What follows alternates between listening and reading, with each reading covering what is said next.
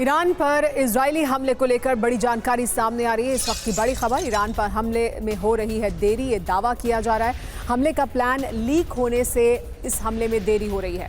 Israeli जवाब पर the times ने ये बड़ा दावा किया है। हमले को लेकर नया प्लान बना रहा है इजरायल, और पुराना प्लान क्योंकि लीक हो गया था, इस वजह से हमला करने में अब देरी हो रही है, क्योंकि अब नया प्लान बनाया जा रहा है।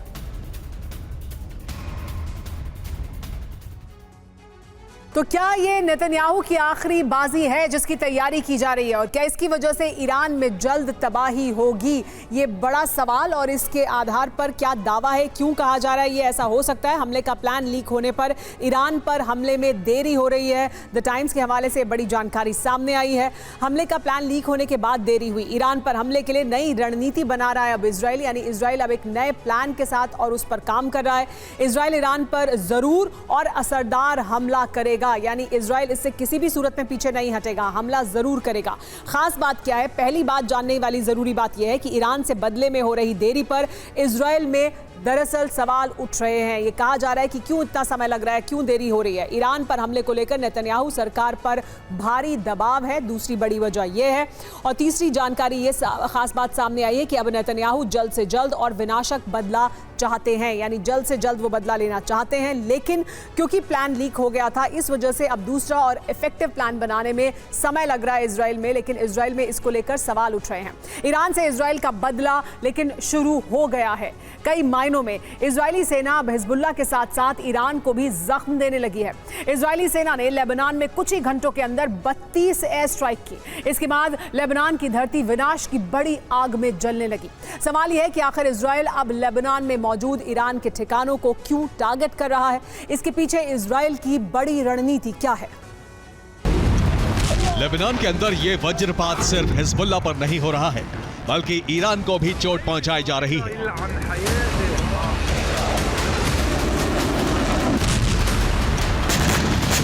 इजराइल की टारगेट पर ईरान के वो ठिकाने हैं जो बेरूत समेत पूरे लेबनान में मौजूद हैं। ईरान जिन ठिकानों के जरिए हिजबुल्लाह की मदद करता है, अब इजराइल ने उसे भी समतल करना शुरू कर दिया है।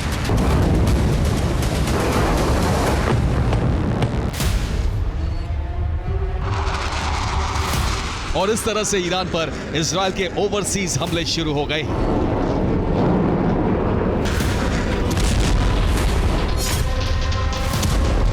बीती रात इजराइल ने लेबनान के बहुत बड़े भूभाग में अब तक का सबसे बड़ा हमला किया।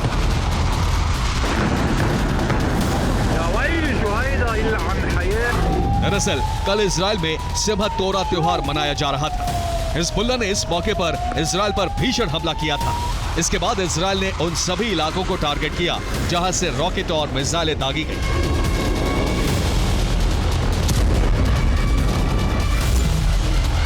इजराइल ने लेबनान के कफ्र किला से हिजबुल्लाह की रॉकेट लॉन्च साइट को नष्ट कर दिया।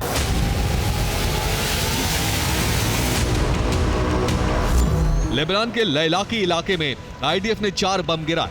हमले में हिजबुल्लाह के 2 हथियार गोदाम तबाह हो गए।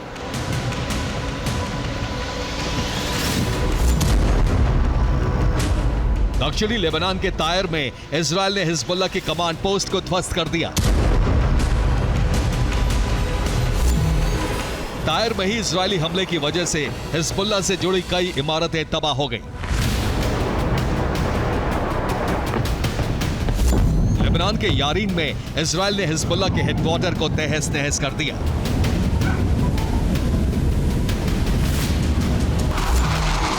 इजराइल ने सबसे खतरनाक और भयावह हमला लेबनान की राजधानी बेरूत में किया।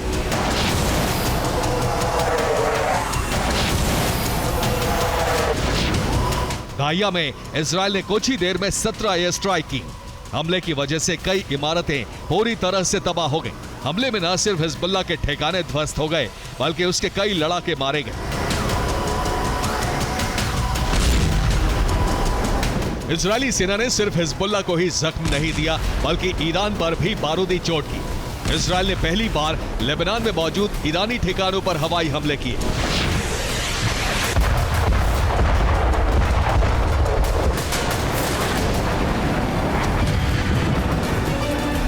आईडीएफ ने ईरान स्पॉन्सर्ड न्यूज चैनल अल मयादीन के दफ्तर को ध्वस्त कर दिया।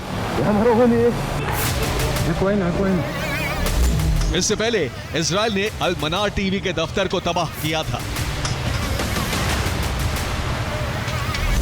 दोनों ही हिजबुल्लाह समर्थक मीडिया हाउस हैं, उन्हें फंड ईरान देता है। यही वजह है कि इजराइल ने इन्हें टारगेट किया। इजराइल ने अल मायादीन के दफ्तर के पास ही मौजूद ईरानी दूतावास पर भी हमला किया। हमले में ईरानी दूतावास की इमारत को नुकसान पहुंचा है।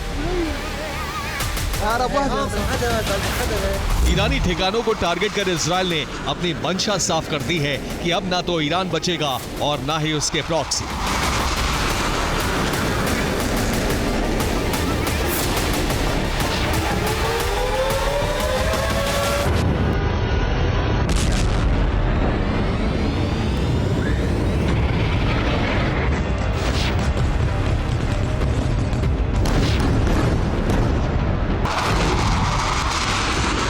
लेबनान में इजराइल ने जबरदस्त बमबारी इसलिए शुरू कर दी है क्योंकि हिजबुल्लाह ने 23 अक्टूबर को इजरायली धरती को बुरी तरह से दहला दिया था।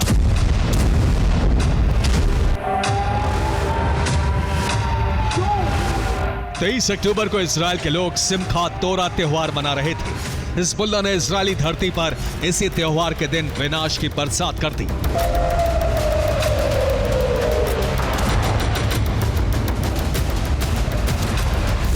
हिजबुल्लाह ने कद्र 2 मिसाइल से गैलिली में इजराइल की 8200 बटालियन के बेस पर हमला किया।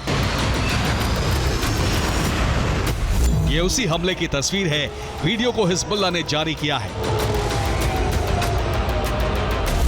हिजबुल्लाह का दावा है कि विस्फोट में इजरायली बेस को बड़ा नुकसान पहुंचा है। हिजबुल्लाह ने इजराइल में एक के बाद एक 34 राउंड रॉकेट की बरसात की। आईडीएफ के मुताबिक हिजबुल्लाह ने इजराइल में करीब 150 रॉकेट दागे। रॉकेट हमले की वजह से तेल अवीव में भी कई धमाके हुए। हिजबुल्लाह के हमलों के कारण हाइफा में विनाश की बड़ी आग भड़क गई। किरियत शिमोना में भी हिजबुल्लाह ने इजरायली सेना के ठिकाने को टारगेट किया। हिजबुल्लाह का बारूदी एक्शन यही नहीं रुका, उसने इजराइल के हर्मीज 450 ड्रोन को भी मार गिराया। इजराइल का ड्रोन लेबनान में हमला करने पहुंचा था, लेकिन हिजबुल्लाह ने इस तरह से उसका शिकार कर लिया।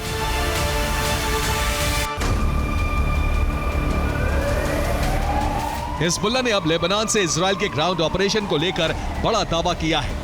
हिजबुल्लाह के मुताबिक जमीनी जंग में इजरायली सेना को बड़ा नुकसान पहुंच रहा है।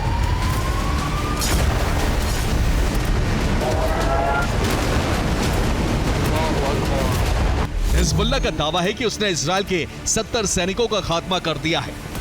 इजराइल के 600 से ज्यादा सैनिक घायल हुए हैं। हिजबुल्लाह ने इजराइल के 28 मरकावा टैंक, 4 सैन्य बुलडोजर, 2 सैन्य वाहन और 4 हर्मीज ड्रोन को तबाह करने की घोषणा की है।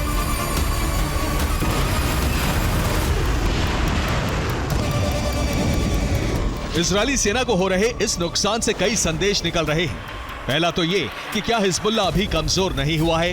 क्या लेबनान में हिजबुल्लाह के लिए जंग लड़ने के लिए दूसरे देशों के लड़ाके सीरिया से दाखिल हो रहे हैं?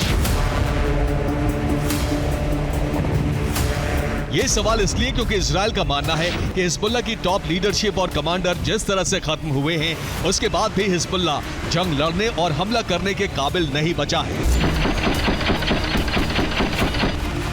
ऐसे में इस बात की संभावना बहुत ज्यादा है कि ईरान दूसरे संगठनों के लड़ाकों को हिजबुल्लाह की मदद के लिए लेबनान भेज रहा हो।